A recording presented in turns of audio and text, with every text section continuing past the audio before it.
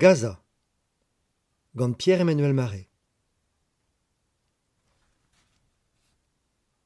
Petra eze, gloazadennoù brezel. Peus ket gwelet ze war ar skinwel Ronan.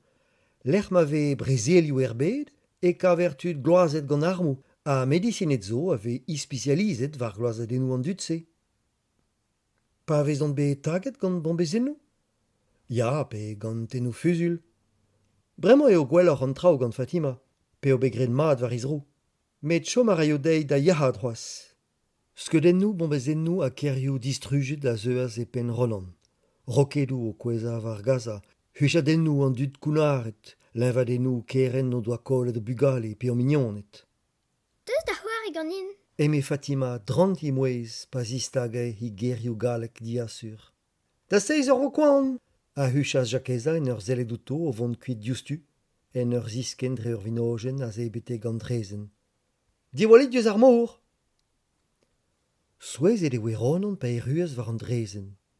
Mors en eo a gwelet gwagennoù ken huel! Zelta! Eme Fatima, gwellou da rejon surferien no riskla a heit gwagennoù braz. Pegen brao e! Eme Ronan. Neo ket diez ober surf? Nous on ket. A respontas Fatima. Met plijout a rafedin klas kobar. Surf peus klasket ober dija? C'hoarzi a reas Fatima. E Gaza? Diez eo ober sa sport en bro. Dan deiz warlec'h e tivizas jakeza mont da bourmen gant Fatima a Ronan. Ur mis goude be abet operatet e kerzer plachiaouank hebre a boan. Gallout a re heuliar jakeza a Ronan gant ur mousc'hoar zouz i muzello.